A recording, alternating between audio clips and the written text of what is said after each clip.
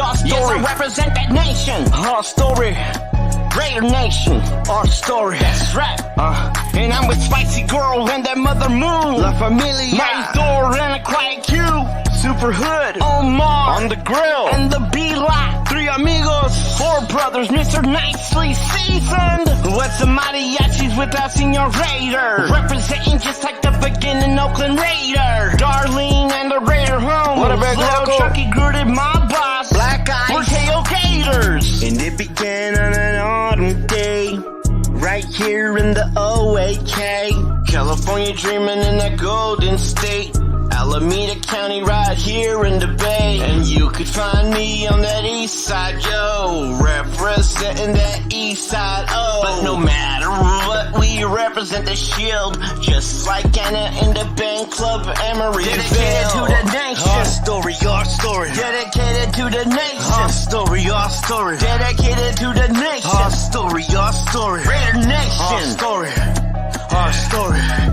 Yo, representing silver and the black, Mr. Matter of Fact, yo, is here. Without showing any pity, from Oakland to Los Angeles to Vegas, all the way to Mexico City. And I represent that nation. Our story, our story. Yes, I represent the nation. Our story, our story. Yes, I represent that nation. Our story.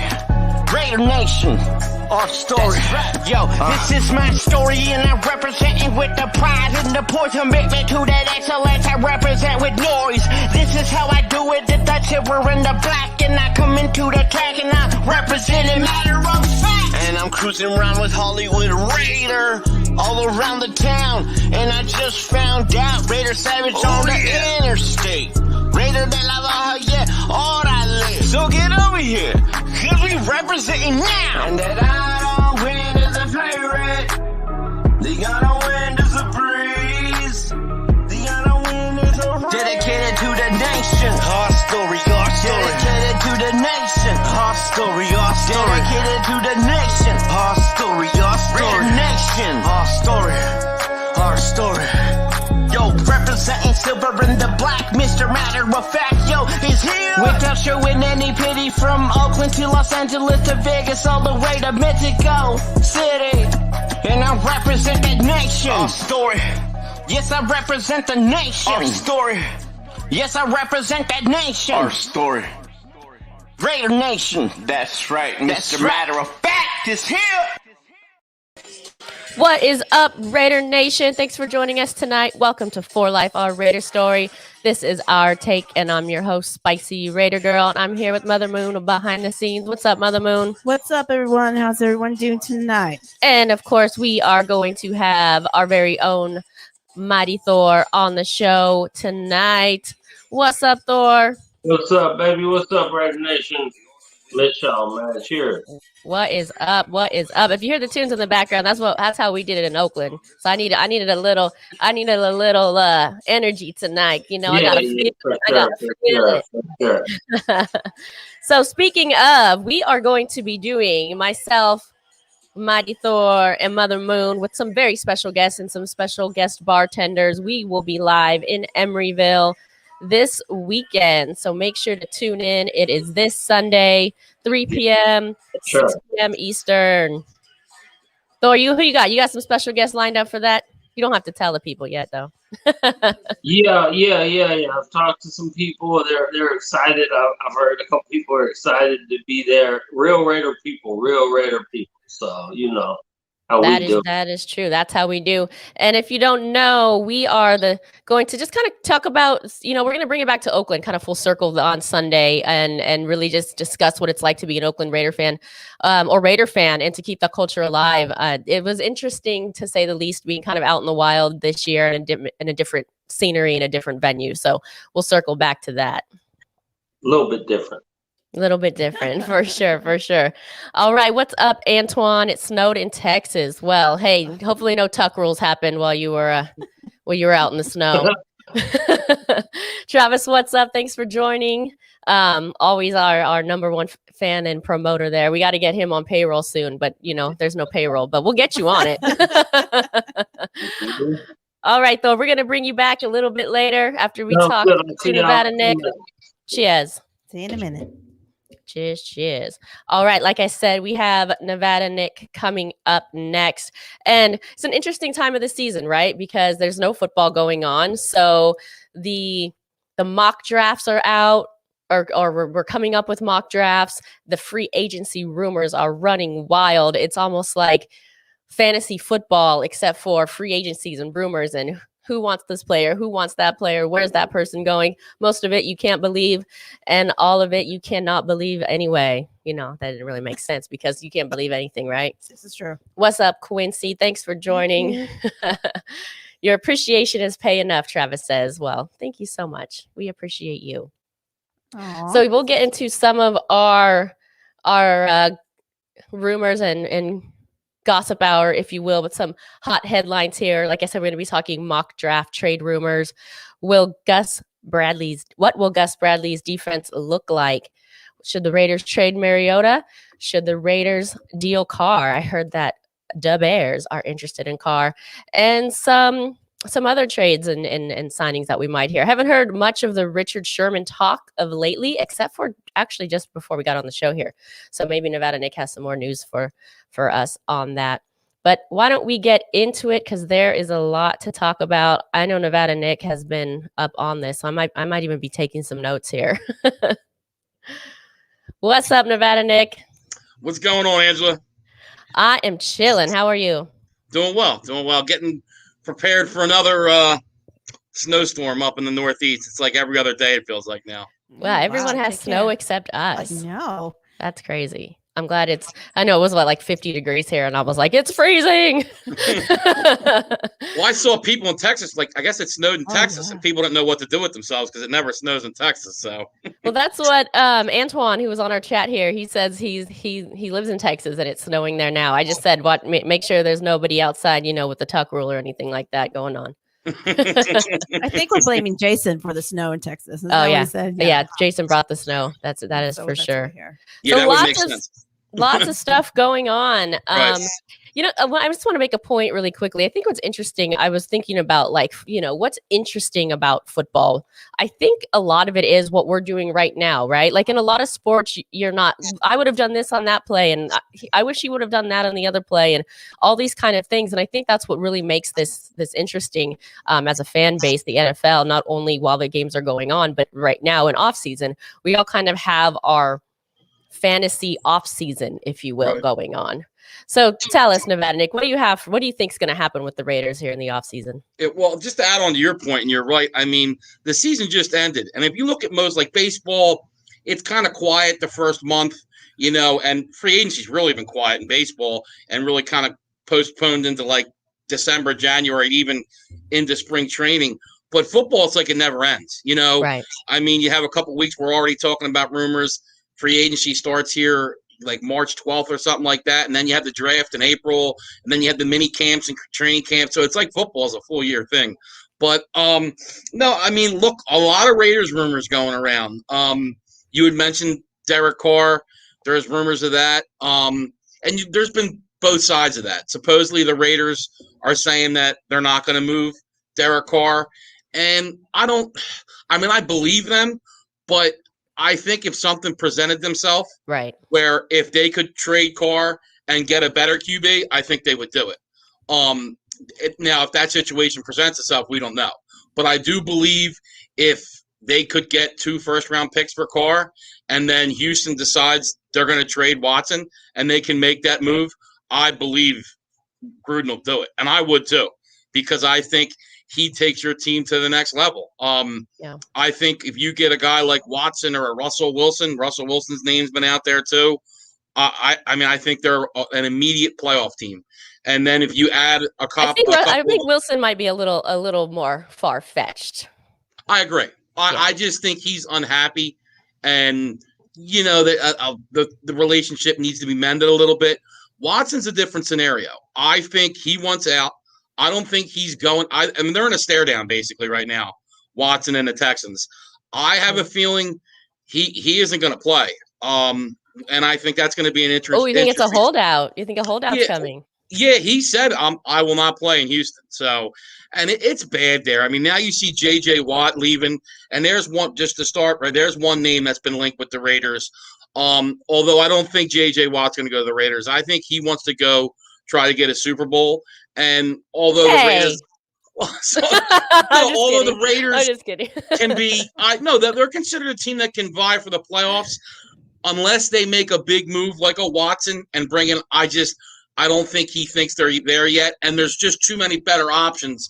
He could go to Pittsburgh and play with his two brothers, which would be unforeseen where three brothers are on one team. He could go home. He's from Wisconsin and play in Green Bay. And I just think they're more appealing to him than going to the Raiders. And look, the Titans is another good one, going to the Titans. I think that's a possibility. The biggest selling point for the Raiders, I think, is just tell guys you don't like a tax-free state and strippers. I mean, what else? No, you're right. You're right. No, I think tax-free state is almost a big enough sell, right? Right. That's why guys like Florida and going to Miami, and you're going to be in Miami. It's a great town to live in, and look, I'm sure it'd be great to live in Vegas too. But the guys I think I've heard rumors about, and look, I like all the names I'm hearing. I mean, you mentioned Richard Sherman, and I really like that name for the Raiders for multiple reasons. One, it's not going to be pricey. You're not going to have to back the Brinks trucks up to get him. He said he's playing 2 more years. They could probably get him on a $4 or $5 million a year contract. He comes in, gets into that secondary. I think he could help a Trayvon Mullins. Get these young guys like Arnett. Maybe they start playing better with his leadership. He can help them, get Gus Bradley's scheme, down. I really like him going there. Another rumor was Stephon Gilmore, who was Defensive Player of the Year last year with the Patriots, that New England may be looking to move on for him. Like I said, I think that would be a good move. One I mentioned to you too is Marcus Williams from the Saints, a free safety. Yeah. He's a young guy, 24. Now with him, they're going to have to, pay him because he's going to be a free agent. So that would be somebody they'd have to sign. But Thor says here about Sherman, he's cool, but he was done 2 years ago. I think he still has some left in him, but I think more importantly, he can really guide those younger players and teach them and be a mentor to them and help them long term. Right. I think that might be one of his biggest assets. And Sherman was a player for the Niners last year on a team that made it to the Super Bowl. I mean, he was still good last year. This year, he had injuries all year. I still think he has some. I agree with you. I think he has some left in the tank. He's not Richard Sherman of the Seattle Seahawks, Legion of Boom, but he can still play. That might be a good transition. Speaking of, do you think Gus Bradley still the coach of the Legion of Boom? I'll let you say your joke. And the Raiders, they might call it the Legion of Doom. But no, I mean, look, I think there's pieces there. I mean, look, whenever you coach the talent that he coached in Seattle, it's going to, honestly, Angelo, you could have probably defensive coordinated that team and want to look good. I mean, there's so much talent on that team. But no, I like his scheme. They need to get some players. They need to get some more guys in there. And that's why I think with their first pick, you're going to see a defensive end or a defensive tackle that can make some noise on both ends, not just a run stuffer, a guy who's going to be able to pass rush and run stop. The names they've been talking about is, Christian Barmore from Alabama, who had a really great playoff with Bama and in the national championship. Kwity Paye from Michigan. The guy I like, Gregory Rousseau from Miami, the defensive end. Another guy from Miami I saw going to the Raiders, Jalen Phillips. So I really think they're going to try with that first pick to get a defensive lineman. And then that's why I think you're seeing some of the secondary guys being talked about in free agency or trade. So, you get a defensive lineman, and if you get a Gregory Rousseau opposite Max Crosby, that makes Max Crosby better. Right. Because now a team can't just focus on him, and it really makes your team better. So, like I said, I think they're going to get a D lineman and then get a guy in the secondary. And then, look, you don't need to go out and get all these big-name free agents. You can just get these guys. Look at Nelson Aguilar. Look how he worked out this year. You got to find the diamonds in the rough. He was on a veteran minimum contract and had a great year for you guys. You had mentioned in the text, too, and it's something that was put out there about JuJu Smith-Schuster. And, look, he's going to get paid so much money. I would just keep Aguilar. They had the same stats last year. JuJu Smith-Schuster had 97 catches, 831 yards, 9 touchdowns. 8.6 yards per catch. Aguilar only had 48 catches, but he had 896 yards. So he had 65 more yards, and he had 8 touchdowns. So 1 less touchdown. But he was over 10 more yards per catch. So he's making a lot of big plays down the field. I would just bring Aguilar but he's looking. back. I would agree with that. But he's looking to get paid as well, and I think no, but he's not going to get paid as much as JuJu Smith-Schuster. He's going to get like probably 10 million plus a year, and I don't think he's worth that. Aguilar, I think he's going to get a nice contract. He's probably going to get 7 or 8 million a year, but it might only be for 2 or 3 years. Jimmy, do you think the Raiders will give him that? Do you think first of all, do you think he wants to stay a Raider? And if he does, do you think the Raiders will give him that? That's the big question.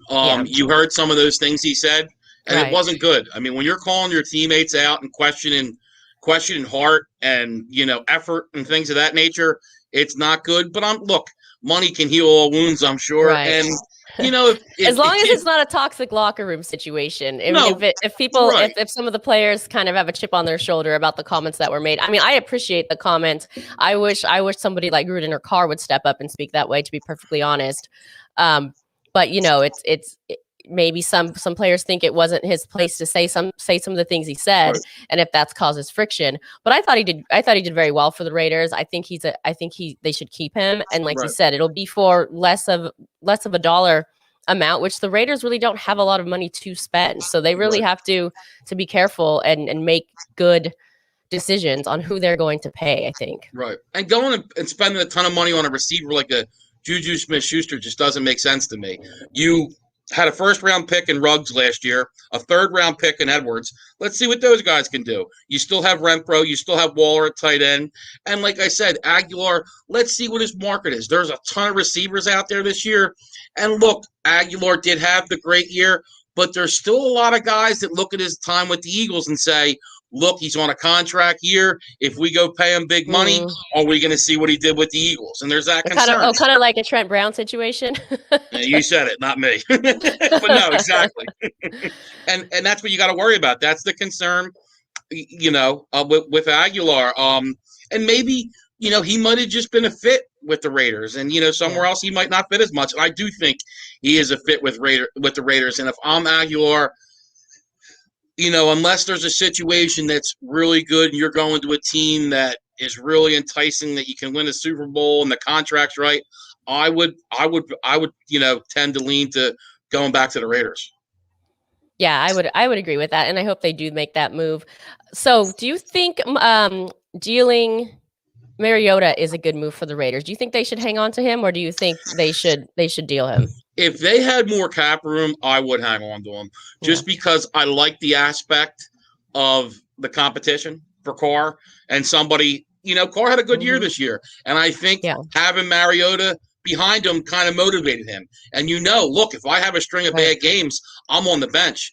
And I think sometimes with certain quarterbacks, that's a good thing. Look, if you're the alpha and, you're Aaron Rodgers, you don't worry about stuff like that. But somebody like Derek Carr, who's, not had much playoff success, that can worry him. But with the money that's due Mariota, he's due $10 million this year. And the issue is, too, if he ends up playing, he could end up getting $20 million because I think it's an incentive-based contract. It definitely is. And that's an interesting point because I think the Raiders should well, two things. I would like the Raiders to keep him. I think that he could do a very good job for them. Here's the thing, though. If they're not going to play him for one of these 3 reasons, because maybe Carr wants to pad in his stats, maybe it'll hurt Carr's pride, and he can't move out of the way even when he's not 100%. Or more importantly, those are speculation. What you just said, are the Raiders afraid to play him because they have to pay him? And I think those are all 3 things they have to look at. And if they're going to have to second guess putting in somebody because of any one of those reasons, then I think it's too expensive to keep. If they can accept all 3 of those things and still play him at their leisure, if you will, then I think he's a good asset to the team. And I think he could do great things, but I think it has to be one or the other. To me, it can't just be, let's keep him as a reserve, and just in case. I agree. That doesn't make sense. If you don't think you're going to use him, I would move on from him. But that's the thing too. Compensation isn't going to be great. They're talking about maybe a 3rd round pick, and that's nice, but look, if Derek Carr gets hurt or doesn't start the year off good, you're going to be saying, man, I wish we had Mariota here. So that's really kind of I'm saying question. that sometimes anyway. Yeah, and although there's the one, I can't remember who said it, but the old famous coach, the coach said, sometimes when you have two quarterbacks, you don't have a quarterback, and because it's not good. It can split a locker room, and you kind of saw it in Miami where Mariota comes in and plays well. Yep. And it happened with the Dolphins as well with Tua and Fitzpatrick, where you can break the locker room. And some guys say, I think we're better with Mariota. And some guys think, hey, I'm loyal to Carr, and I think we're better to Carr. Yeah. And that can break up a locker room a little bit. Did you mean when Mariota was playing against, I think, San Diego, that game? No, he came in for the Dolphins. Remember when Carr hurt his hamstring at the end of the Dolphins game, and Mariota came in and did really well at the end of the year? Okay, I'm drawing a blank on that. I thought it was the Chargers. No, it was the Dolphins. I'm almost positive. Okay. Yeah. Maybe you're right. I could be wrong, but I think it was a Dolphins game. I'm pretty sure it was he hurt his hamstring against the Dolphins on that Saturday night game, or maybe it was the Thursday night game. You might be right. I thought it was the Chargers. You might be maybe right. Someone in the chat line can tell us. Yeah, you might be right. I'm sorry about that. Yeah, but either way, Mariota came in, and I thought he played very well. Well, the only reason I say that is I thought I remembered it that way because I was thinking, because usually people's rebuttal to that will be, well, did Mariota win?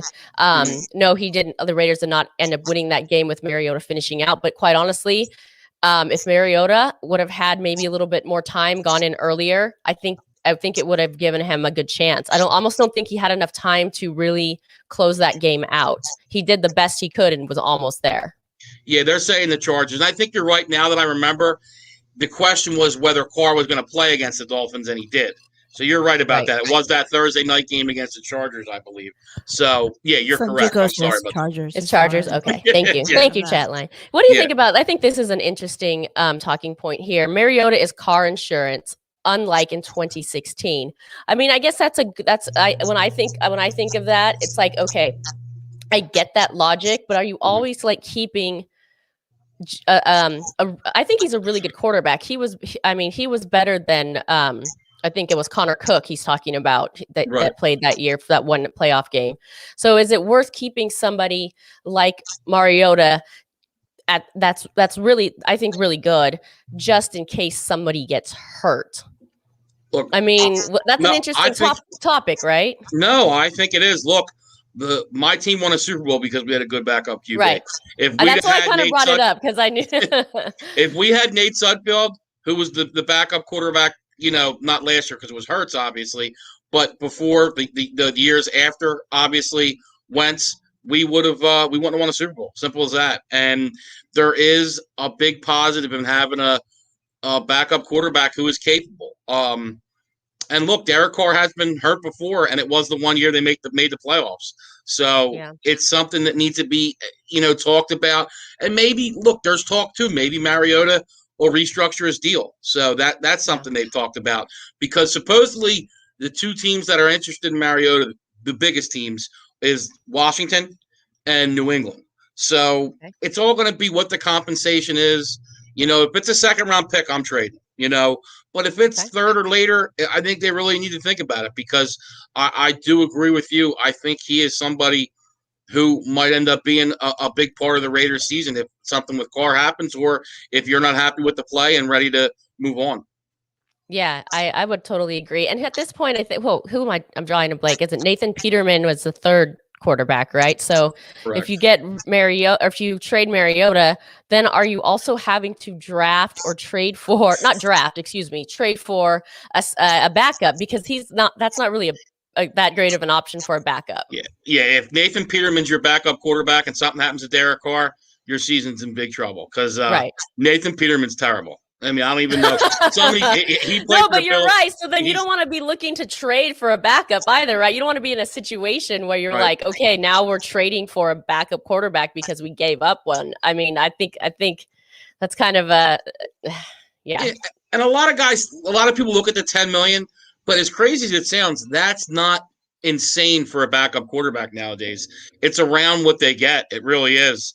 And look, Carr too is on a team-friendly deal. He's only at $22 million. You see a lot of these franchise guys are in the 30 millions now. So, if there's a way, look, if they're going to spend the money and take it and do something with Mariota's money that's going to be positive for the team, I get it. But if they're not, I would definitely keep Mariota. Yeah, I would definitely agree with that as well. So you kind of touched on it a little bit. I know. I think everyone can agree that the Raiders need pass rush. They need linebackers.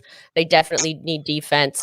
I think a lot of what I'm hearing, Raiders fans are opposed to JJ Watt. I kind of like the idea of having JJ Watt. But I know you touched on it a little bit, but do you think it wouldn't be a good fit just because he wouldn't fit well on the team, or do you think it's just not a good fit because he doesn't really particularly want to play with the Raiders? I thought it was because I thought he would want to go to a different team. But no, right. I think JJ Watt's a good fit as well. Yeah, he's a little older, but I think he has some in the tank too. And look, he's another one. You're not going to have to pay a ton of money. The guy's made a lot of money. He's not going to come in looking to make, he was getting $19 million a year for the last few years. You're not going to have to break the bank for him. So guys like that who are on smaller deals but have had success, and he's very disruptive. People love stats and look at stats, but that's not what it's all about. It's more about pressures, quarterback hits, how you're affecting the game. There's some guys that don't get many sacks, but because they're taking on double teams all day, it opens up things for the rest of the team. Right. So, so many people are so obsessed with stats. Like, I know a lot of people look at that with Carr, but they got to realize with Carr too, and I'm not trying to, but the Raiders were behind in a lot of games this year. So Carr was playing from behind and had to throw the ball over the field. So, and they just throw. So his stats were a little inflated too. To me, with quarterbacks, the only stat that matters to me is wins and losses, and that's what it comes down to.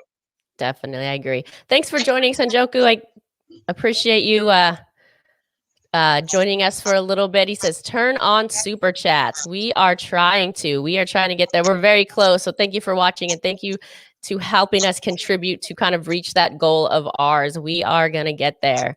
It's a goal we set, and we have actually not anybody's counting, but we have 41 days to get there, and we are going to do it. Oh, so you have to hit a certain mark?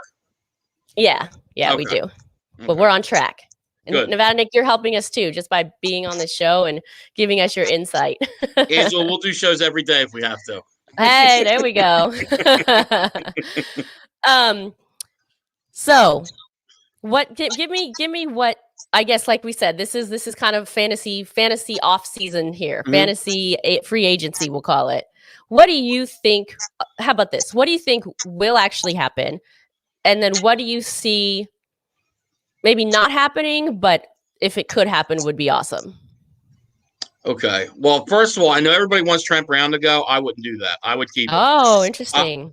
And he doesn't play.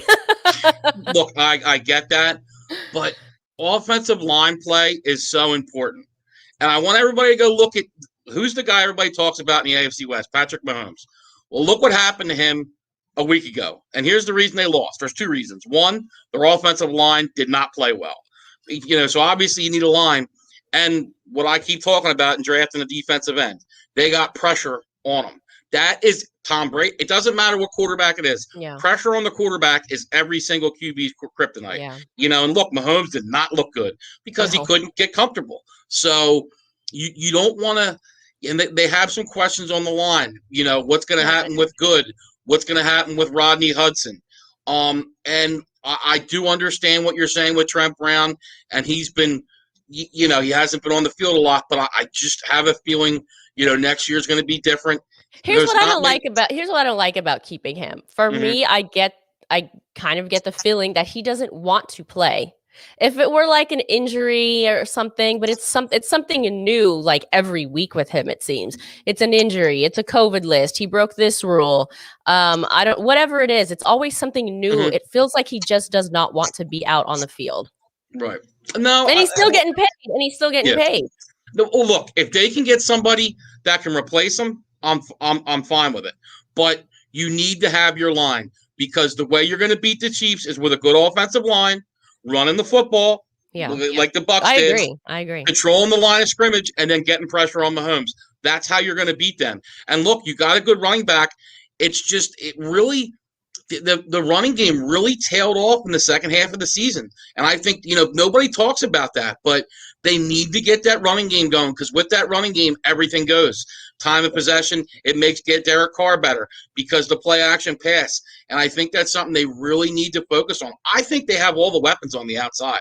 I think they're fine with Waller and Ruggs and the weapons they have on the outside. I like Jacobs. Maybe you get a backup running back, but you got to make sure that line because last year, not this year we just had, the year before, they had one of the best lines in football. And this year, I know there were some injuries, but you want to have that line tightened up. And then, like I said, defensively, I'm drafting a guy in the first round defensive line. I'm doing whatever I can.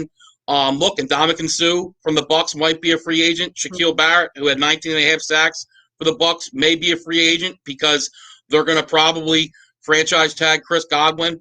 JPP might be gone. Well, guys like that. I would love him. He was fun to watch. That guy was awesome. And somebody just like him or anybody really on the line. Imagine how much better Mad Max would get.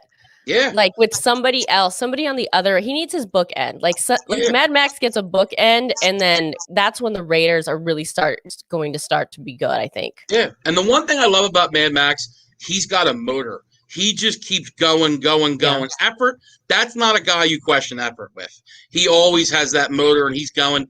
He's kind of I know Coach likes to say this on our show. He's like a Robin to a Batman. He needs a Batman with him. I thought you were going to say a Rodman to a Jordan, which would also be a great analogy, though. No, it is so. That you can use that as well, and that's what he is, and I think he needs that. So, yeah, like I said, I'm drafting a defensive lineman in the first round.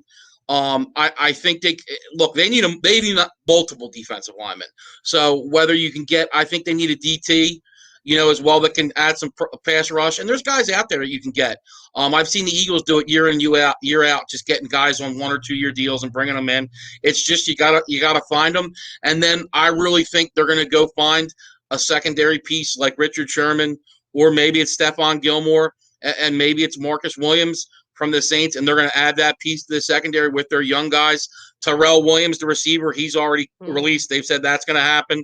And I think LaMarcus Joyner is going to be released too for salary cap reasons. So I think they're going to move around some of the pieces in the secondary. I think they like Mullins. I think they like Abram, and they're going to kind of build onto that. And I think that's going to be good. And then they're going to add a couple defensive linemen and then see what Bradley can do. Yeah. Well, let's see what happens. It's just, we have a lot of time to talk about it. Not really, though. I mean, the draft is only, 2 months away at this point, right? Right. It's April 27th, I think, something like that. Something like that. And I know Q's on here. Q was saying, I think he wanted CeeDee Lamb over anybody for the Raiders. And I think he would have been right on that because he outperformed everyone, right? Newsome? I take it. Yeah. No, and I agree. He just said JuJu hasn't proven he's the number one receiver. 100% true. Ever since he's lost the other guy, he hasn't been the number one guy. And not just that, too. He's such a distraction. Doing the TikTok videos and all. And look, when you're winning and you're 11-0, people don't care. But when you're losing and they lost all those games in a row, and he keeps doing TikTok videos, and you just don't need distractions like that. And the media, it's just. That stuff can get toxic. You mentioned earlier toxic things and toxic locker rooms, and guys like that worry me. And look, you've already had a disgruntled Steelers wide receiver cause problems before, so we don't need to repeat it. We don't mention. That's one of the many we don't mention here on the show. I'm just bringing it up. I didn't mention the name. I'm just saying. You're right. You're not wrong about that. No, but it's interesting. I mean, I digressed a little bit with this point, but.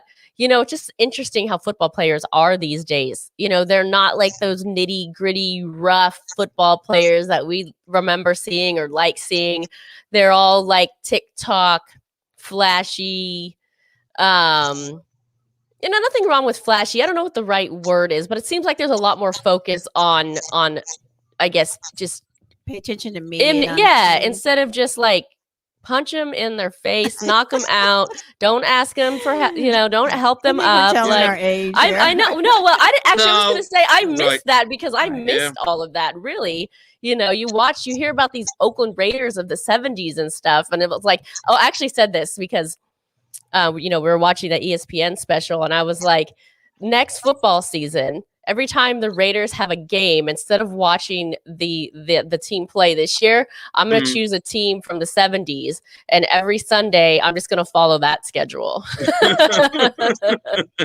Yeah. That might be fun. The one thing I can't stand is when you're down like 2 touchdowns or 3 touchdowns, and these guys make a sack and they're dancing, and it's like, dude, would you just look at the scoreboard? Like, right. What are you celebrating about? But that's kind of the league of what we're in, and that's a lot of the what I would call the divas of the NFL, the wide receivers, the secondary guys. You know, the linemen don't do stuff like that. The big boys in the middle and at the line, they don't do that kind of stuff. It's the divas of the NFL. Definitely. Well, before I let you go, I just want to change the subject totally. And I know we've been watching. I got my S on my chest here. Yes. For the greatest, no insert of all time. Okay, we don't need any gender inserts here. Let's just call. Nobody ever says the greatest male player of all time. I've never once heard that in my life. So I just want to shout out Serena because she is in the semifinal. I know you've been watching. I know a lot of people have been watching, probably just because of me, and I won't stop talking about it. I'm like texting people at 3 a.m. Are you watching? Yeah, I didn't see it last night. Did you watch it last night? Oh yeah, we did. Oh yeah. I went to sleep at like 8 so I can wake up at 12 just so I can watch it for 2 hours and then go back to bed. My schedule is totally different than when it's the Australian Open. I'll tell you, if she can win it, man, she's really going to earn it. She's got a tough draw. I mean, she has to beat 1, 2, and 3. She has to be world 1, 2, and 3. So, Now, the one still has to play, though, so that's not definite, right? They still need to win their semifinal match, correct? That is correct. Okay. So. That's true. That's true. I am jumping ahead. Yeah, because I saw the Bills' owner's daughter won. Pagula? Oh, I didn't realize that. That's the Bills' owner's daughter. Oh, I did not know that. Okay, cool. I don't know if she might have lost the last round, but she had advanced to the quarters, I think. So, no, I would love to see Serena get another Grand Slam. I mean, I just think it's a great story. Just the whole story, her and Venus, and I mean, I just think that's one of the great stories. And she is, like you said, she is one of the GOATs. She's definitely on the Mount Rushmore. There's no doubt about it. Yeah, for sure. We just became best friends. All right, Nevada Nick. Well, thank you so much. Your insight is always appreciated. You're fun to talk to, and I know our viewers enjoy listening, probably to you more than me. Yeah.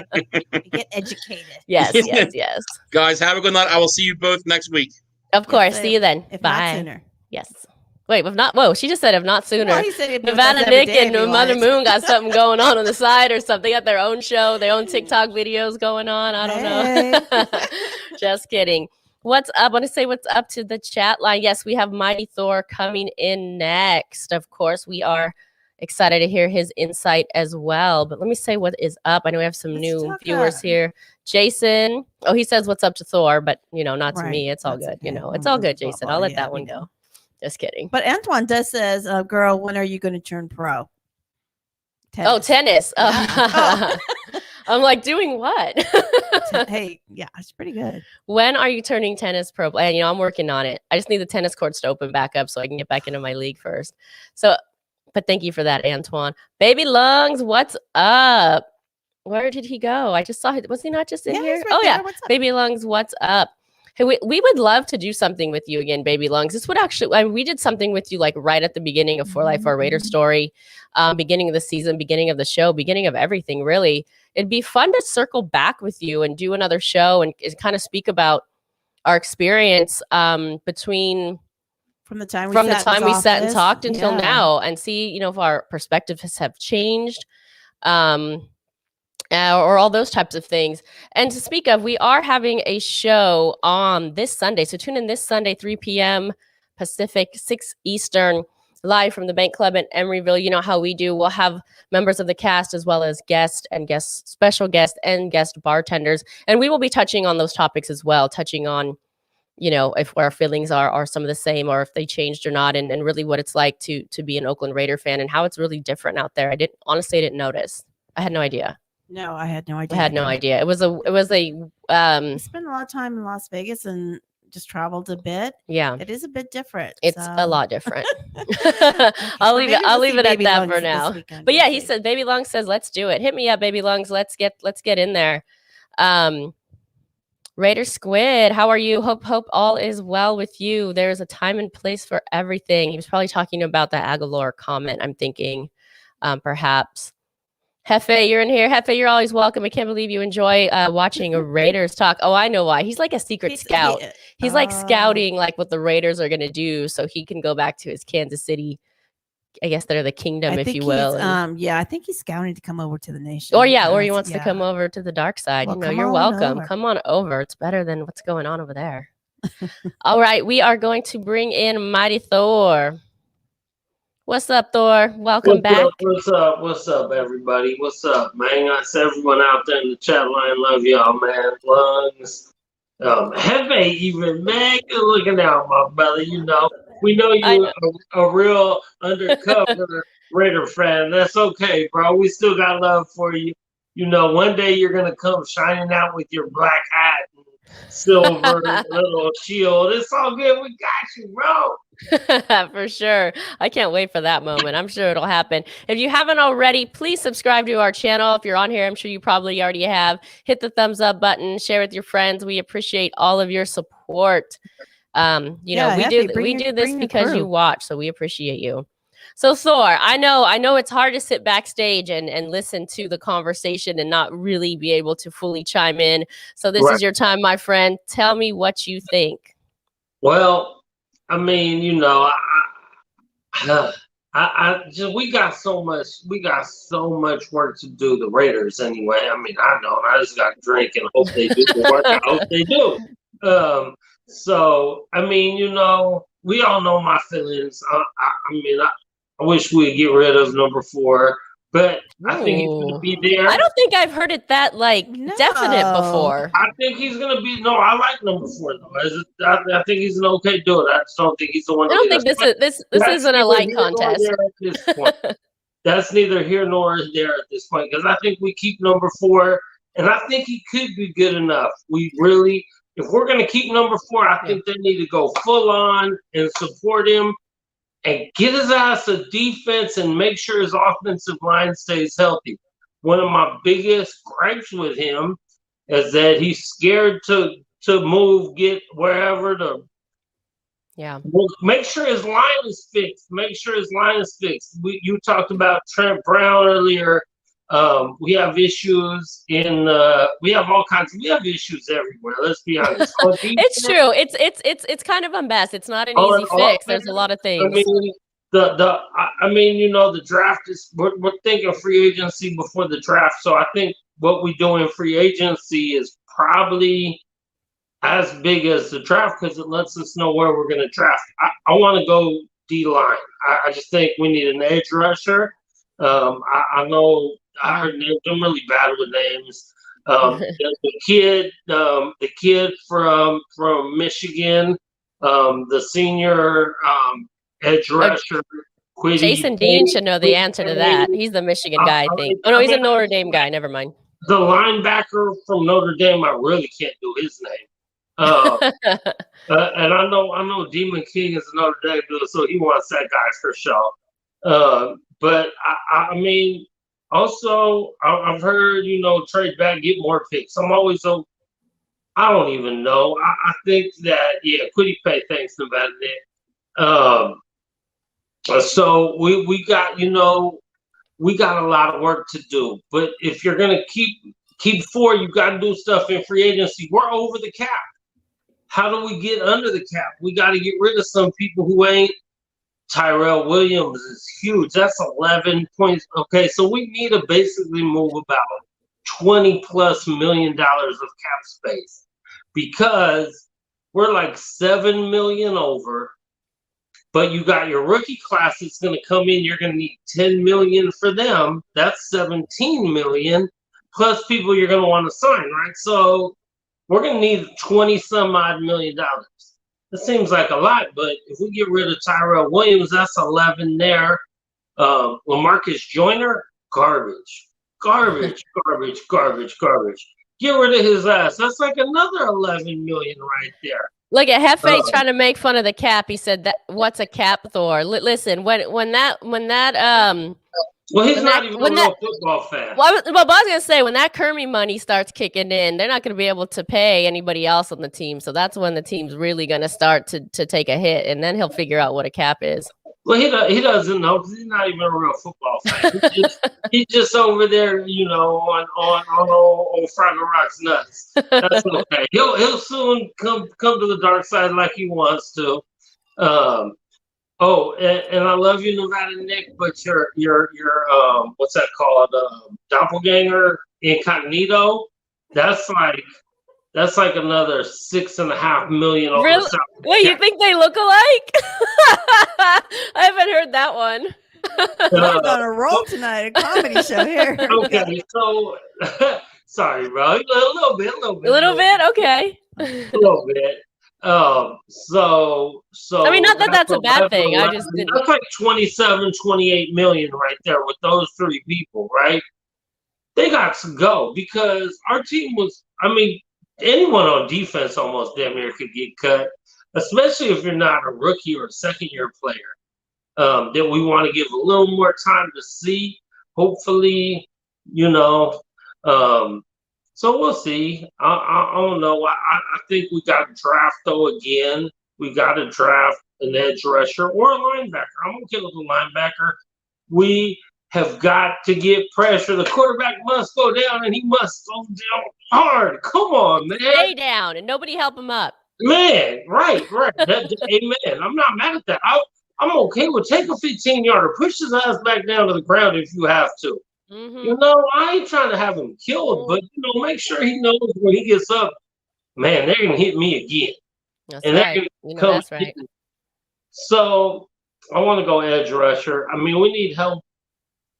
We need help in the cornerback, safety, whatever. I don't like Richard Sherman for us. Okay. I know you don't think he could be helpful just as a mentor overall? I think he could be. Yeah, if he wants to just like coach the young kids, okay, yeah, and then obviously they got to, he wants to play. So if you can get him for super cheap, and he's down with, and I think Q said move him to safety. If he's okay with maybe moving to safety and coaching the young kids, because Arnett needs a lot of coach. Because let's be real, our defense coordinator was pure crap. Speaking of, do you want to touch on that? What do you think? What do you think the defense will look like under Gus Bradley? Yeah. He like Nevada. He's known for the Legion of Boom, and Nevada Nick said, but he might be the Legion of Doom. So, what do you think? What do you think? What do I think? I hope this isn't Chucky Part 2 or Part 2B. Part 2B, because the Legion of Boom. So Gus Bradley made his name off the Legion of Boom. You know what? He had a monster. Right. He came over there. Those dudes were like flying over people. If you look at their first year, they weren't even that good under him. They got better and better. Now that's part him, but that's also partly you had pure monsters. So Richard Sherman, we were just talking about, in his prime was a beast. You had Cam Chancellor. Who else? You had a couple, maybe Earl Thomas. I mean, you had monsters. Like you had real monsters on D. I remember Cam like flying over the line and getting to the quarterback. Looked like he was flying. Right. Plus they had man. So, and I loved Richard Sherman for when he beat the Niners. And I remember just hugging people. We were so happy that the Niners got beat. And when he said, "Don't you ever test me with no weak receiver like Crabtree," because I know people like Crabtree because he came to the Raiders and did okay, but we from the Bay, so we know he was a Niner first, and there was all of that.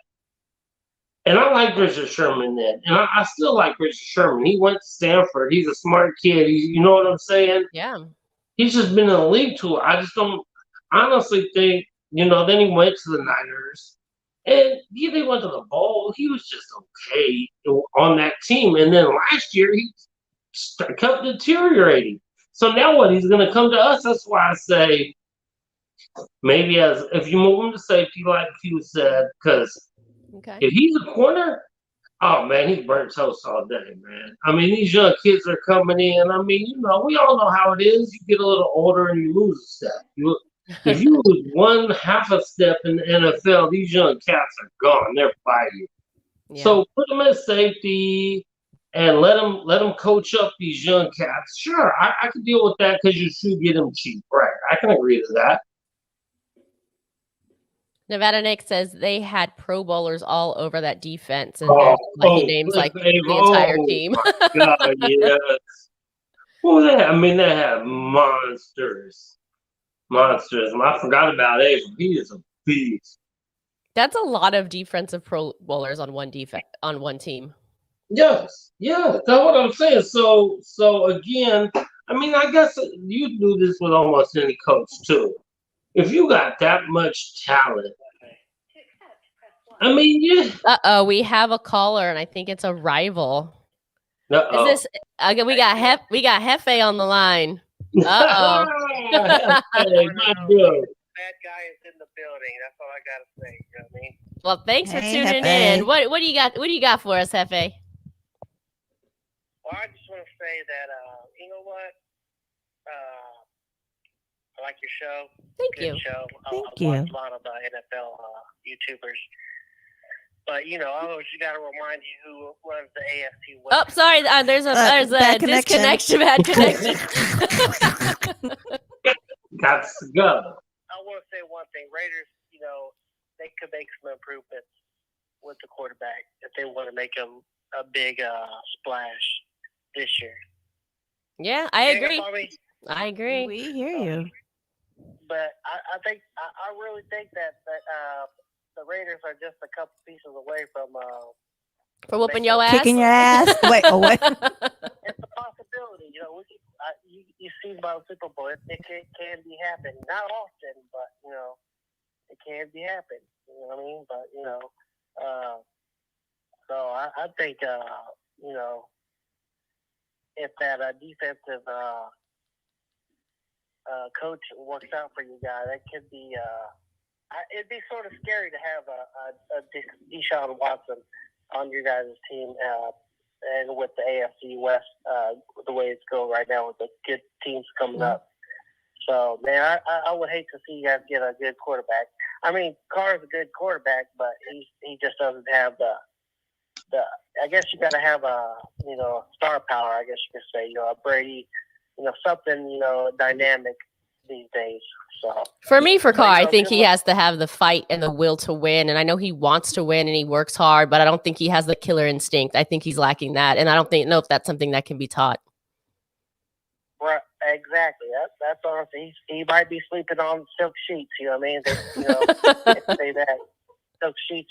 It's hard to get up and kill if you're sleeping on silk sheets. You know what I mean? So Got it. But hey, good luck to you guys and go Chiefs. Well, Hefe. thank you. I'm not that kind. I don't think I can wish you the same. But thank you, Hefe. We appreciate your call. And thanks for coming into the show every week. All right, bye. Take care. Thor, go ahead. I'll let you respond to him. First off, that's what I got to say to the Chiefs. Period. Hefe, thanks for calling in, man. We ain't got no love for the Chiefs ever. Hey, period, man. I got love for you for calling in and being cool, though. I appreciate it, man. I hope you have a good night, brother. And I hope your Chiefs suck nuts for the rest of the time now that they were super exposed. I heard someone else on the chat line earlier say that we kind of exposed them earlier in the year. And I kind of agree with that. On how to stop it. We just didn't have the talent or the coaching to extra go with it. I mean, like Tampa Bay ended up having, right? So, I mean, some of the things, yes, I do agree. Carr does not have that. He does not have that swag. He doesn't have that.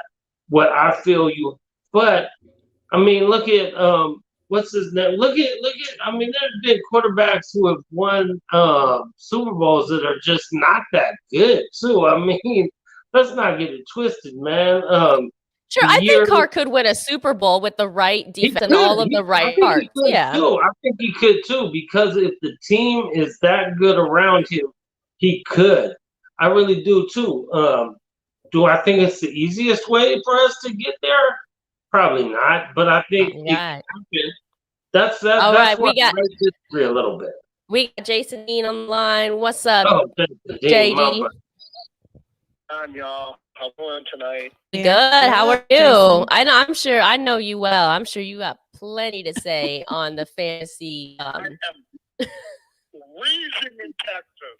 It's not supposed to be cold like this here. Well, that's your fault. We heard Yeah, that was your fault. It's on the news. Jason brought it. You're right. You're right. Just like the Night King, the Demon King. Winter is coming. There you go. So, what do you think about these Raiders? What's going to make the Raiders good? This is the fantasy free agency we're talking about. If we had the money, oh my God! What I would do first is get Richard Sherman to play free safety. That'd be number one. Thor was saying his brains, because he came from Stanford. Even though I hate Stanford, he's very smart. He's a good ball player. He's a Raider. He's a talker, but he backs it up. Mm. Another one I would take. We do need that attitude. Patrick Peterson I would take as well. I would put him in the slot or on the outside. He could still play a little bit. He still got it. Defensive line, Leonard Williams, of course. I still think we're going to get him. I think we're going to throw the world at him. J.J. Watt, I don't think is coming to Vegas. Sorry, everybody. But I think J.J. Watt. First of all, can you refer to them as the Raiders on our show? Thank you. Please and thank you. Wait, them is it? Yeah, he's naming off some city. They're the Raiders on this show, but continue. Got it. He's not coming to the Raiders. I'm sorry. I would love to have him to teach them young how to really play football. And with him being in the locker room as a leader like that, but he's not coming to us. He wants to play for a contender. And I mean, with the right pieces, possibly, but he's going to probably end up in Green Bay. He's not going to want to go play with his brothers. He's going to want to kick his brother's ass. Oh, interesting. I know if my brothers were playing, if my brother was playing and he said, hey, why don't you come play with me? And I'm like, no, I'm going to go kick your ass every time we play. That's what I'm going to do. Maybe that's just me, though, because I'm competitive. But anyways, offense, we need a right tackle. Yeah, Trent Brown is gone. Trent Brown is out. We're either going to trade him, which I hope we if we trade him, I want at least a second or a third for him. But I personally would rather release him so we can get all that cap money, you know? Mm-hmm. And, yeah, I mean, we probably another guard. I think Denzel Good is going to be fine at guard. Him and Gabe will be able to do their thing, you know? And we're set at the left tackle, Colt Miller. I know everybody was losing their minds when we drafted him, but the kid turned into a decent football player. Y'all got to admit that. He turned into a good left tackle. He doesn't give up much, you know, if he even does. Trent Brown's just a waste. He's a big body. He's got 12 feet. He got out of shape, and he just stood over there by himself most of the games. You would see him stand on the sideline. He wasn't nobody. He's not a team guy. He just wanted his money, and he got it. He got his money. Good for him. Good job, son. You did a good job. You got your money. Now get out. We don't need you. I would agree with you. And everybody's got to understand. You got to get. I mean, Carr's not going anywhere. Yeah, well, I don't think so either. No team is going to give us what we want for him, which is probably 2 1s and a 2. No one's going to give us that. And listen, how about this? What if we did do that with Carr and Deshaun Watson doesn't want to play for us? What do we do then? Well, no, that has to be built into it. That has to be built into guarantee the Raiders are getting somebody like him. It can't just be trade Carr and then hope for the best or try to draft somebody. That's not an option whatsoever. Yeah. I'm not waiting for the trash heap quarterbacks like Wentz. I'm not waiting for that. I'm not going to draft the guy. You know, Gruden hates rookie quarterbacks. I mean, I like Trevor Lawrence. I mean, if I had it my way, I'd draft Ian Book and let him just sit behind Carr. But I'm a Notre Damer. And Angela, please don't ever say I'm the Michigan guy. Oh no, I corrected myself. I corrected myself. my heart broke. But yeah, Quiddy Payne, he's a good ball player. The kid's real good for Michigan. But me personally, I want my kid. I want Jeremiah. Stay with me, everybody. Jeremiah Owasu Kolomora, because he's coming to the Raiders.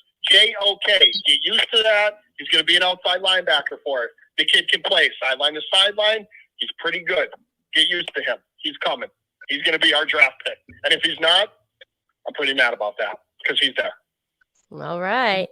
Well, Jason, thank you so much Jason Dean. Thank you so much for your call. I am going to let Thor respond to all of you. I could see all of his hand gestures and signals going on. So I'm gonna let him respond to you, my friend. Thanks for calling. All right, awesome. Love you guys. Raider Love you Nation too. for life. Take care, Yep, Jason. love you too. Raider Nation for life. Thor, before you start your comments on that, we will put up the call number again soon. I'm just gonna let Thor respond, and then we'll take another caller. Go ahead, Thor.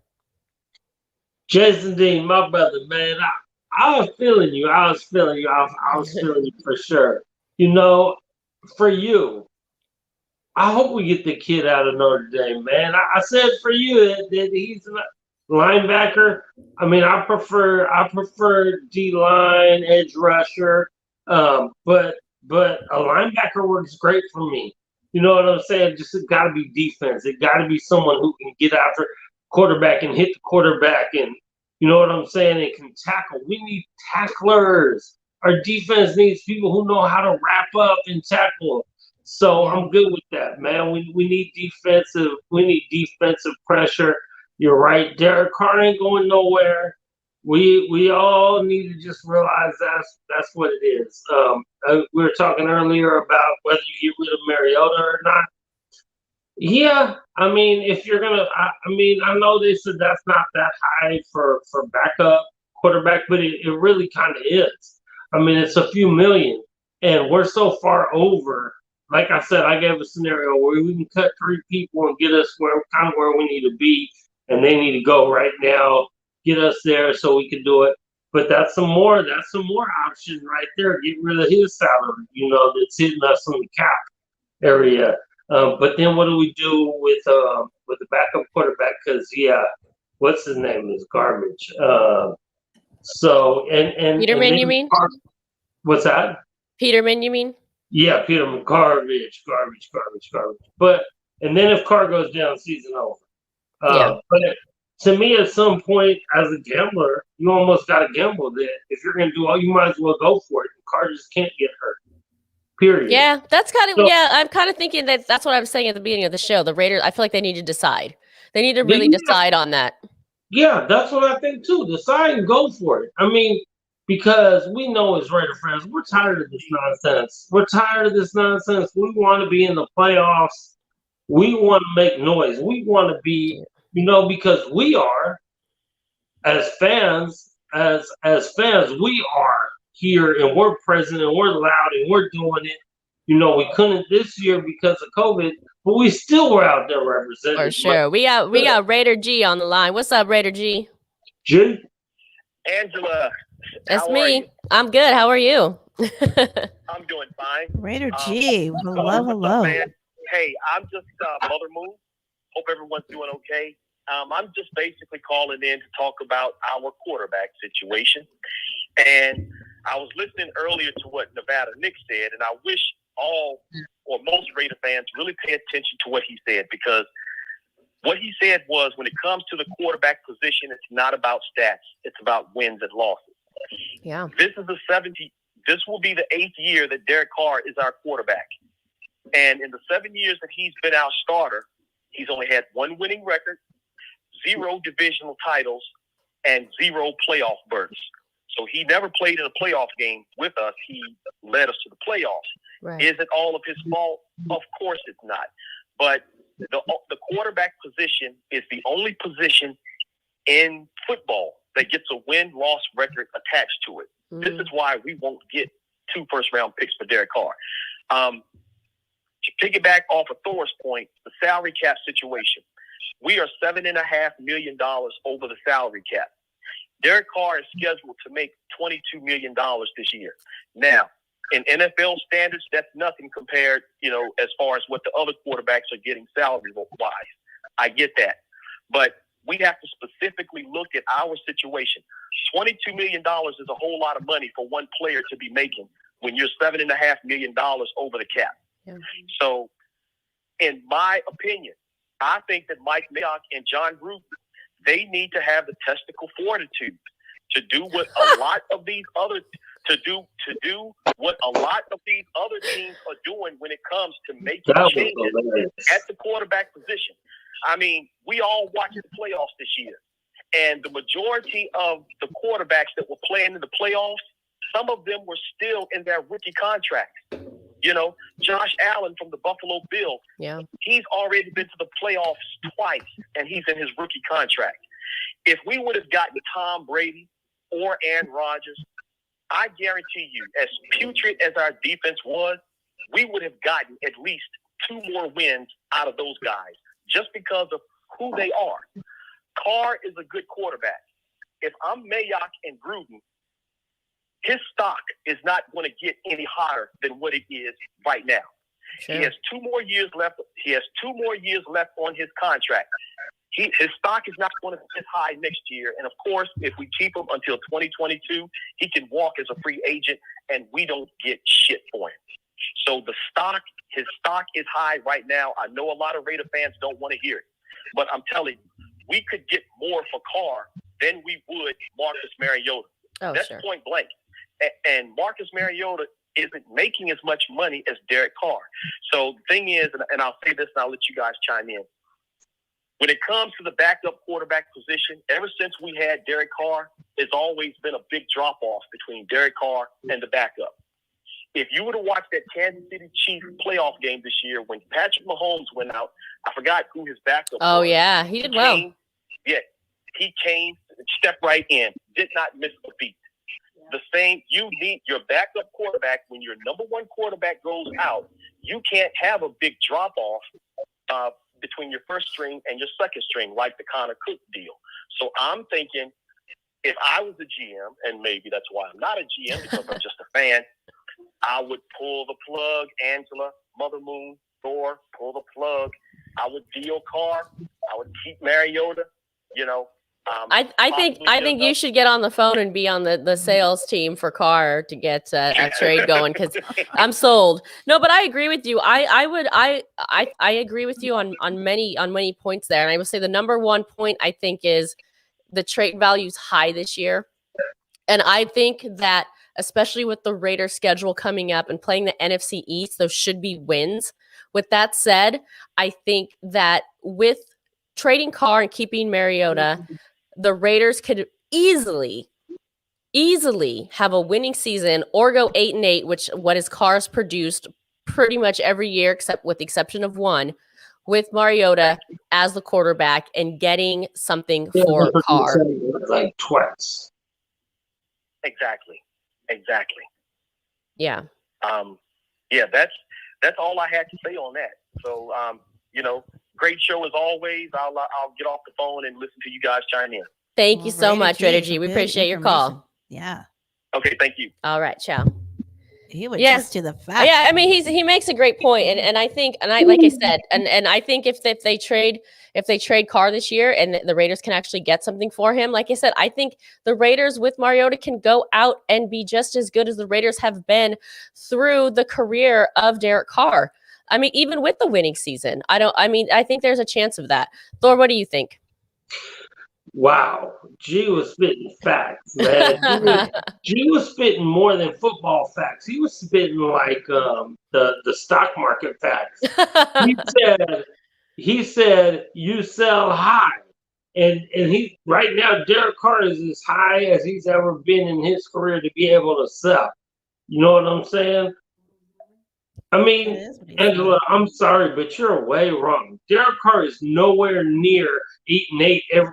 He's 8-8 like 2 years. He had 1 year with the playoffs. Every other year he got 4 or 5 wins. No, I get that. My point is, Mariota could finish just as well as he did every year. That's my point. He hasn't done that. Yeah, I see what you're saying, but he hasn't done that well every year. He's done that well 3 out of 8 years.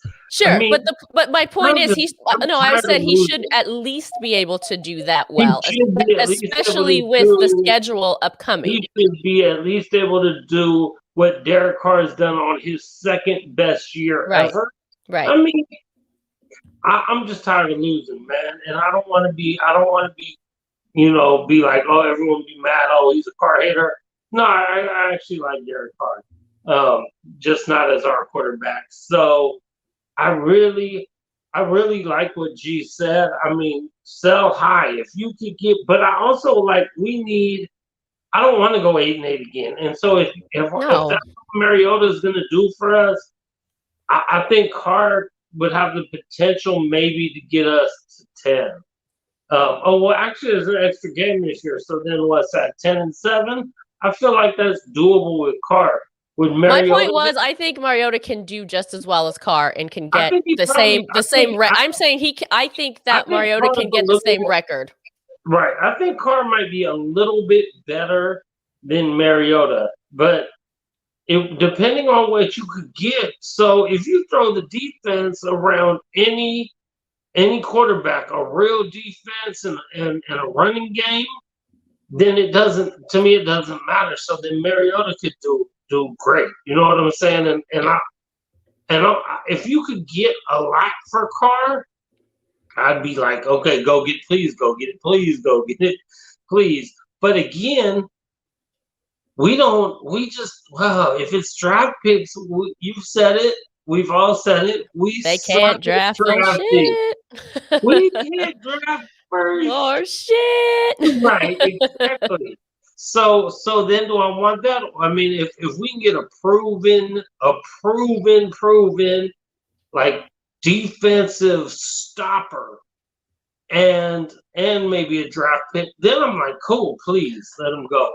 If it's just draft picks, I don't know if we could draft. I don't. I mean, I guess the more draft picks you have, eventually you're going to get someone, right? But we've been saying that for a while. For a while. And they have had a lot of draft picks.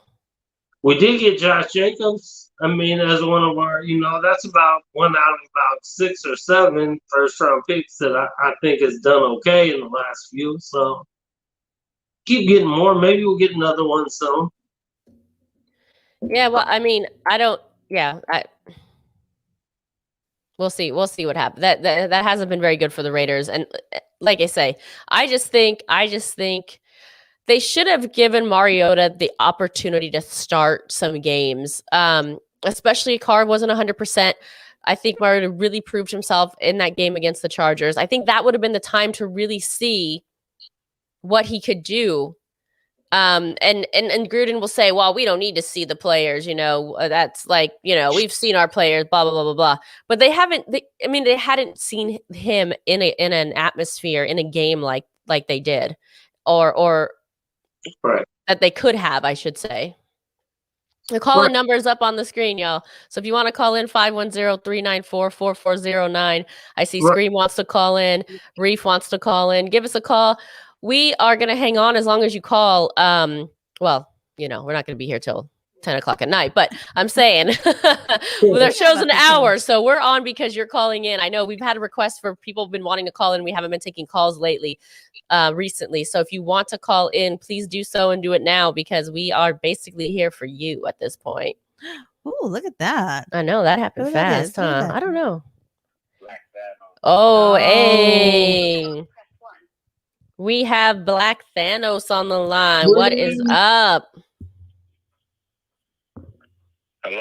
Hello. Can you hear me? Yes. I wanted to make sure I had you guys in real time because I'm actually watching as I'm talking to you. So I didn't know if there was a delay or not. You're live. Thank you so much. Hope the family's doing well. Thank you. I'm live, huh? Maybe I should break into my rendition of the ink spots. But no, seriously though, shout out to Rated G and Demon King and some of the others that I've been fortunate to hear. What's up to Thor, the God of Plunder? Hey. I've been clear about this, and one thing we need to remember is that since Carr's debut year, 2014, 27 teams have changed quarterbacks. 27 out of 32. The exceptions being the Packers, of course, won a Super Bowl with Rodgers. Drew Brees won a Super Bowl. Roethlisberger. The Patriots recently just got rid of Brady due to old, because he did everything he could over there. And us. Yeah. What's wrong with this picture? See, the thing that a lot of people are resenting, that some people confuse as hatred for Carr, that this organization and franchise has basically been really overcompensating and bending over backwards to appease him. with everything. Like when you watch Hard Knocks a year or two ago, and John Gruden went into prayer, I said, when did John Gruden start doing that? Now, I'm not knocking anyone's religious beliefs or nothing like that. Far from it. Right. But it's problematic when the coach and the quarterback are literally living right next door to each other. That means no one has a chance over there. It was disgusting to see Mariota come in and give the effort that he did with no camp, with rugs out, totally on the spot, and give us a chance to win. And Carl rushed right back with a alleged pulled groin, which I don't believe for a second he actually pulled his groin, because that happened to LeBron James. It ended his season. It happened to Marshawn Lynch in week 4, if you guys remember. It ended his season. Those two are the most powerful athletes you ever want to meet. Yet we supposed to believe that within 4 to 5 days, Carl was ready to go. You know, it's time. Because it's all about wins and losses, and too many people struggle to differentiate Carr, the person, from Carr, the player. That's the truth. Too many people are enraptured with personality worship, or he's a good guy, he's this, that, or the other. Look, Ken Stabler was traded. Yeah. And all Ken Stabler did was win. And in fact, when he was traded, it wasn't like he was totally done. Ken Stabler's best statistical year ever was with the Houston Oilers. People don't know that, but that's the best year he ever had outside of winning the Super Bowl. But statistically, his best year ever was with the Houston Oilers, 1980. So he obviously still has something left. And then he even went to the Saints for a while. But if Stabler can get traded, right, anyone can. Because the bottom line is about wins and losses. And we watch the overwhelming majority of the league have turnover at the quarterback position. No one's entitled to some lifetime guarantee to be the quarterback. And when you got a quarterback engaging in social media stuff and coming across as entitled or saying these little defensive things or passive-aggressive posts, enough is enough. It's like there's this machine around Carr between his family, his brothers, maybe because his brother failed with Houston and they're overprotective of him, or you know, every time there's a rumor, like when the Brady rumors was happening, look how ironic it is that about exactly a year ago, the Tom Brady rumors were going crazy. Yeah. About him coming to LV, and then he met Mark Davis somewhere out at some event at Caesar's Palace, wherever they were at. It was like a boxing match or something. He bought a house. And lo and behold, look who wins the Super Bowl, and look where we at. So so if you replace Carr, say hypothetically with a Mariota, there really isn't no drop off whatsoever. Mariota is younger, he's mobile. Remember that night when he came and when is the last time we went for it on 4th down and made it? We did that 4 times with Mariota in the game. We don't even think about going for it on 4th down. We struggle in the red zone all year with Carr. We lead the league in field goals. What is that telling you? We've led the league in field goals for like 20 years, I think. Yeah, that too. But last year it was even more glaring. Yeah. Because we get him the most expensive offensive line in history.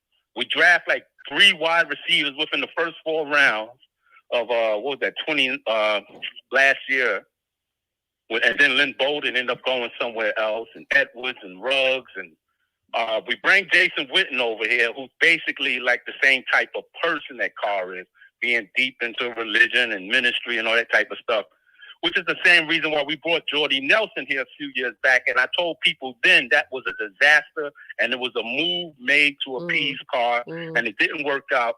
You ship Crabtree out, who's the most successful wide receiver with Carr. In fact, for a 3-year period, Carr and Crabtree was tied with Ben and AB having the most touchdowns between a quarterback and wide receiver with 25. So that's when he really came of age, when he had that rhythm and chemistry with Crabtree in that signature 2016 year. And yet, for whatever mysterious reason, Crabtree pushed out. We never knew the real reason behind it. Into Jordy Nelson, into Jason Witten, and all these other peculiar moves. Colt Miller come in, Donald Penn goes out. There's been a lot of suspect stuff that's non-football related put in place to help this kid, and it ain't working.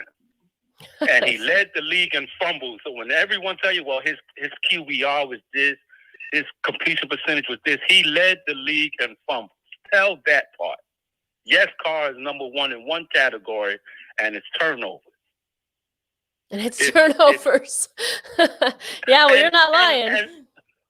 And who remember the days when he was the youngest kid in the division? Now he's the oldest. And let me tell you something. God forbid if Deshaun end up on Denver, because that number 4 would be Carr's ranking as far as quarterbacks. Well, can I say this right now? I think that the Raiders are really going to be fighting for a third place spot in the division already. If that happens, for me, I think it's automatically guaranteed losing the division. Yeah. I hate to say it, and this is nothing personal against Carr. This is a business, and it's based on production and results. And I can't think of another quarterback that's been given this much grace, especially a black one. With Teddy Bridgewater being put in X out. Jameis Winston, they say, all right, he threw for 30 interceptions, yes, but he also threw for 5,000 yards and 30 touchdowns. Right. You can kind of coach him up or put some pieces around him. When Brady went over there, he had Gronk, he had AB. Those are 2 potential Hall of Famers. Winston wasn't working with that. But I'm saying that there's a shorter window for a lot of QBs out there. And if 27 teams saw fit to make a change, except the teams that won a Super Bowl, and the Raiders being the one exception, something is perversely wrong. Exactly. The definition of insanity is doing the same thing over and over and expecting different results. Yep. And Carr is also lucky, if you don't mind me continuing. Go ahead. That we never had a real competition last year due to COVID. There was no preseason. There was no real camp. It's my opinion that Marcus could have beat him outright. Yeah, Carr's that's a good point. In this league that Mariota hasn't done. That's a good point. Nothing. And when Mariota came out, Mayock rated him the number 1 prospect in the country. I still had that draft on DVR. He called Carr, even though Winston won the title that year, the national championship with Florida State, he had Mariota number 1 over everybody. So I don't think it was no coincidence that he brought Marcus over here, but we never really had a real, genuine quarterback competition. When Carr beat out Schwab, I was glad for him. I wanted him to get the job because I knew Schwab was done. And we saw a growth and ascension with Carr in those early years. But ever since that injury, and of course, ever since he decided to do what he did in Washington, D.C., a game I was at also, there's been this stagnant regression. And we've been seeing these chinks in his armor as far as who he is. And some of it strikes me as him being selfish. Like when he got hurt in 2017 with that back issue. Or this year even, EJ, and we had EJ Manuel, and Carr did the same thing. He rushed back the next week. And then the fans and him are going to try to use his health as an excuse. You can't use that as an excuse if you know you're not healthy, because you're not helping the team. You're hurting the team. You're not healthy. For sure. I'm gonna let Thor respond to you here in a second. Before I let you go, I just want to say I agree with you on that last point. Derek Carr goes into the press conference and says, Gruden asked me one thing is that, and that's to be available. But being available can mean, I think, have different meanings. If you're available but you're injured and you're not 100% and the next guy could do better, I think stepping aside is actually better for the team, and not doing something like playing injured. But I'm gonna hang up with you now because I'm gonna let Thor respond to everything you had to say. We appreciate your call. You had so many great points, Reef. Thank you. Love you all. Thank you. All right, back at you. Go ahead, Thor. Before you go, I just want to say, yes, we'll put the call up number back up. We're just gonna let Thor respond to that. He had a lot of good points. Go ahead, Thor. Reef, my brother, man. We need to chill and smoke a stogie again soon because you out here spitting knowledge, man. I mean, I love listening to Reef, and we all don't agree with Reef on everything he say, but he brings up such good, solid points, and he has knowledge, and he has stats and everything that can back up what he's saying. I mean, sometimes I wonder that. I wonder that because of what he's saying. I wonder, like, what is Derek Carr doing? I mean, why? Why are they giving him such a long leash? And with everyone who's like defense Carr, the Kardashians they call them, right? Like why? If you're as a group, our number one motto is just win, baby. Just win. Let's get baby. to that. It's a motto that hasn't really been followed. By hook or by crook, hit somebody, slap somebody, do something. Derek Carr is too nice. This is not. No, we don't. And I think the Vegas move might have helped him out. I really do. That's what they want. That man, we want that Oakland nonsense. We want you to slap somebody if you got to. Backhand somebody if you got. Derek Carr, grab your nuts. What's the name? G said. So that was hilarious. Whatever. Oh my! I meant to write that down. That was so eloquently spoken. Oh my God! But I'm just saying, man, we need DC to grab his nuts, man. I mean, I can't. I don't. You come on, man, do something. Be a real Raider, man. Be a real Raider. And I think that's the main disconnect between a lot of the fans who are kind of not. And I'm like exactly what Reeve said. I was a Carr fan. I still am a Derek Carr fan. As far as if he's my quarterback, I want him to do great. I'm gonna root for him no matter what. But right now there's no season, so we're talking about what's really happening. And I feel like free agency. And yes, free agency. And since he got hurt, he has not been the same. And I remember when he did beat out Matt Schaub. Matt Schaub was garbage. Thank God he did. His first game ever, I was in New York. It was a Jet game, and we lost. That was the year we went 0-10, and it was storming at the house against KC. If our KC fan is still around, we beat y'all ass that day too. 0-10 in the monsoon, and we was packed in there in the fourth quarter and won that game. That was Carr's first win. We ended up finishing that season 3-13, and Derek Carr had a lot of 3-13 and 4-12 years. I don't know. I'm just tired of the losing, man. I know that we as Raider fans should be tired of the losing. I don't care about stats. I mean, that's a whole different topic, right? I mean, and it's a good one, and it's a good one. It should be talked about. Right. I think Raiders fans are too acceptant of mediocrity. I think Raiders fans are very loyal, and I think loyalty is a good thing. The problem with that is the loyalty comes from us, but it doesn't come from the team. I feel they're not loyal to us. They're not loyal to a fan base. They're not loyal to a city. So why do they have to be loyal to a player? You know, so this very interesting, the dynamic of the fandom, if you will, and, you know, kind of like, you know, the callers have touched on in terms of, you know, trades and trading quarterbacks and keeping. Yeah, we all want to win, and it's easy to say we all want to win, but then we say, oh, we all want to win, but we all want to win, but we want to win with this guy. We want to win with that guy. You know, do we want to win and we'll do what's best for the team? And I think that's what we really need to discuss here. It doesn't mean that we don't dislike certain players. And honestly, it doesn't mean that players can't go succeed elsewhere. Sometimes a change of venue is good. Nevada Nick was talking about Nelson Aguilar, how he wasn't very good with the Eagles. He came to the Raiders. He had a great season. And now we should try to sign him. You know, so there's all these different aspects. Yeah. Sure. Excuse me. Yeah, he had a good season. Great for the Raiders, better than anybody else on the team. Great for anyone else, right? On our team, and great for what he had been doing. Right. Comparatively speaking, history, it was a good season. Right, and better than others in his position, and better than he had done before. So, you know, but there's just different aspects, and I think that things need to be looked at like objectively. And not personally.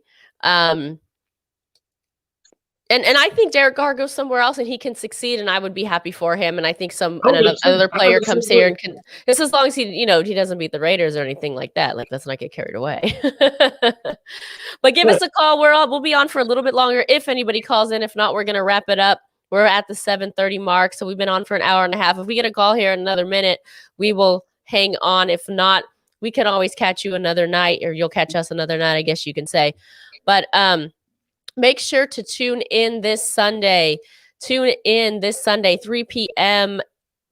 Pacific, 6 Eastern, live from the Bank Club in Emeryville. We'll have the cast live together, so we won't be apart like this. We'll be back together just how we started this show, and we will have special guest bartenders as well. Some real Oakland fans. Like we try to represent and keep Oakland alive here. And that will never change. That is one thing that will never change. So tune in for that if you can. So Mother Moon, did you have something? Oh, I just wanted to remind everybody to tune in on Sunday as you just did. So thank you very much. Well, there we go. There you have it. All right. Well, Scream, if you're still on here, I think you said you wanted to call in. Like I said, we'll give you another minute or so if you want to. If not, no worries. But we will take one more caller. Anything else you want to say, Thor, before we either go or get a caller here? Nah, man. I'm just thank you all for watching tonight. And let's have good conversations about sports. No one needs to be mad. It's all love. We all want the Raiders to win. And opinions are like assholes. Everyone has one, right? So we all have different opinions on it. As long as we all know. We just want to win, baby. That's it. And I hope to see you guys on Sunday. Yep, hope to see you then. Yes, Reef says Emeryville. That's where Beast Mode Restaurant is. That's true. Beast Mode Restaurant there. Beast Mode, the store is there. And the Bank Club in Emeryville, sometimes Mama Lynch drops by. Last time we were filming there, she dropped by and hung out with us and appeared on some of our content. So she was a lot of fun. We were dancing. She was a lot of fun. That was great. Have to remind her to come back on Sunday. Hit her up, Mother Moon. Maybe she wants to come through. I'll do that. I don't know what he just said. I guess he got bounced. All right.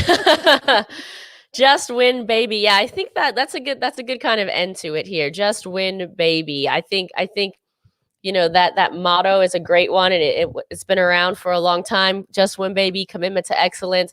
All of those things. Well, I will say this: I would like them to just win, baby, and I would like them to commit to that excellence. And I think that's our point here tonight. We shouldn't settle for mediocrity. We should want wins.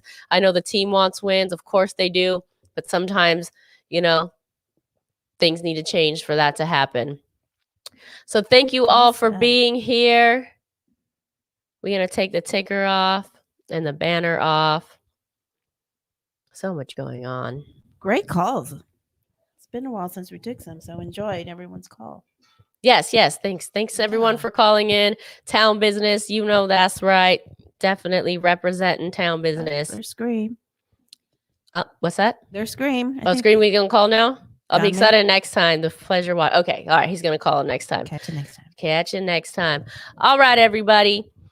You know how we do it here, because we go out one way and only one way.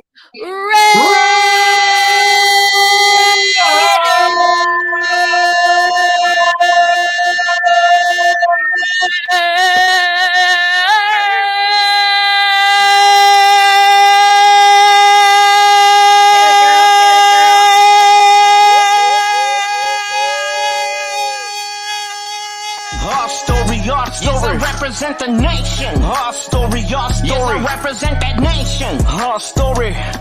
Raider Nation. Our story. That's right. And I'm with Spicy Girl and that Mother Moon. La Familia. Mighty Thor and a Quiet Q.